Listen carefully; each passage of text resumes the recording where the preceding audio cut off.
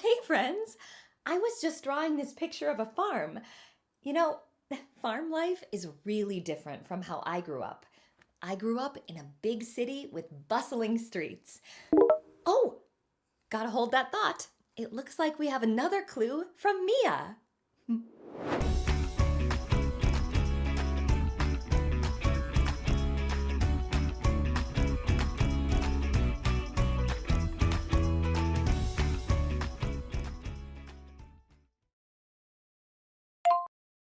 Dear Jenna, I'm in a fascinating place today. I'm in a city with towering skyscrapers and busy streets with thousands of people. Just a short train ride away, there are quiet neighborhoods with cherry blossom trees. And just as close, I found a peaceful countryside with tea gardens and farms. It's a city, but it's surrounded by so much more. Can you find me? Mia. Where in the world is Mia? Do you have any idea? I'm definitely going to call George.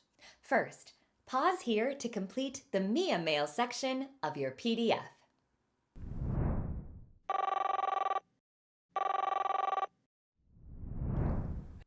Hello, this is George. Hi, George. It's Jenna from the Learning Lounge, back with another clue from Mia. Great. Let's hear it. Okay, George, here we go. I'm sending Mia's clue. Friends, as always, remember you can pause at any time as we learn with George today. Ooh, great clue from Mia. This clue can help us continue learning about the theme of geography we started last time we spoke. Place. Right, place. Place answers the question, what's it like there? Right, George? It's about the things in nature and what people have done to make a place special? That's exactly right, Jenna. The theme of place is all about understanding what life is like in a location, based on physical and human characteristics. And Mia's clue helps us understand 3 ways people live in places: in busy cities, in comfy neighborhoods, and in peaceful countryside areas. So the way humans live in different locations is part of the theme of place? Yes. In Mia's clue, she said she's in a city with towering skyscrapers. Cities like this are known as urban places. Have you ever been somewhere like this?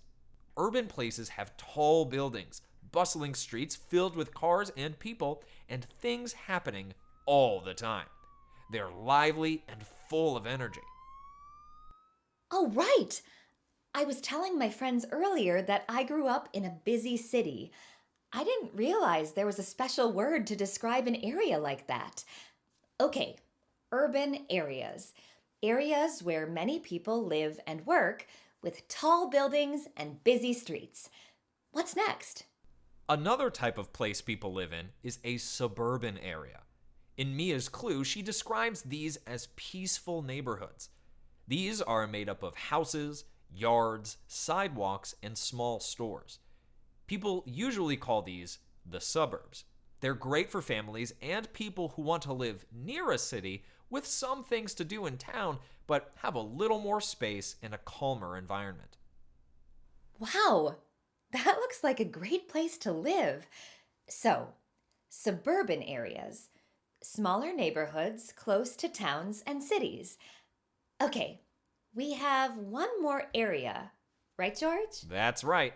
Mia mentions in her clue that close by there is a beautiful countryside with gardens and farms. These types of areas are called rural. These are even more peaceful than the suburbs. They usually have wide open land with lots of space. Think about big farms and areas with flat land and trees. There are very few homes and not very many people.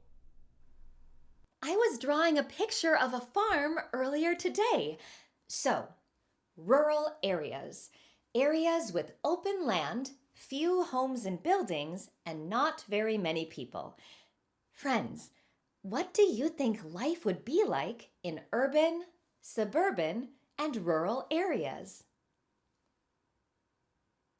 Based on the characteristics of each of these places, I can tell life would be pretty different for people who live in each one. You're right, Jenna. And remember, that's what place is all about. What's life like there? What makes these locations special and unique? Urban, suburban, and rural areas are all special in their own ways. Before we figure out where Mia is, let's take a look at a location that has all three types of places close to each other.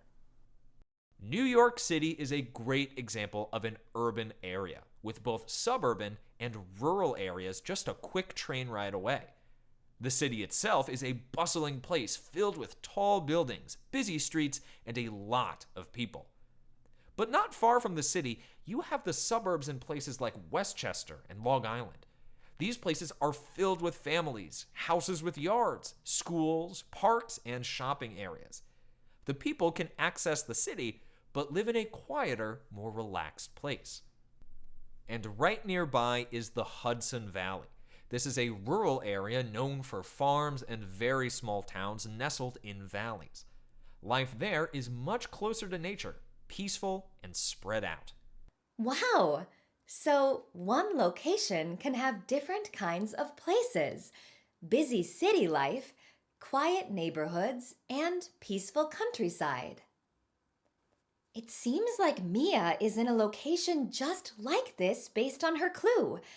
Where do you think she is, George? Well, luckily, Mia left us a special hint about her location: the cherry blossom trees. This physical characteristic makes me think of Japan, where these beautiful trees can be found. How about we message Mia and see if she's somewhere in Japan? Oh, okay. Let's give it a try. Mia, are you in Japan? Okay, sent. Ooh, I hope we're right.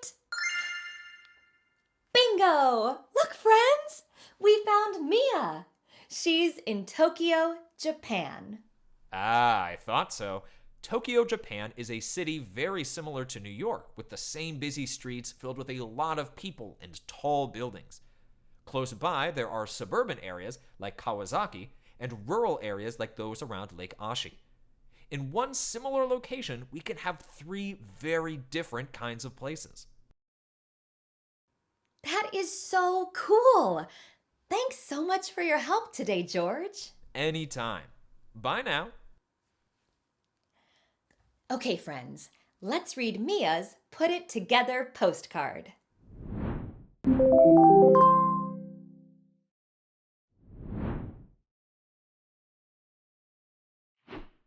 Jenna, you found me in the lovely city of Tokyo, where I've been exploring the bustling city, nearby suburbs, and the peaceful lake countryside.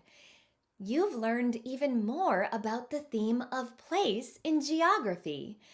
Do you live in an urban, suburban, or rural area? Which physical and human characteristics can you use to help you figure that out? This is another way to think not only about where you live, but what it's like to live there. Maybe you'll find me in my next location soon. Mia. Today's lesson gave us even more to think about when it comes to the theme of place. Pause here to complete the Put It Together portion of your PDF. Then we'll write today's big idea in our learning log.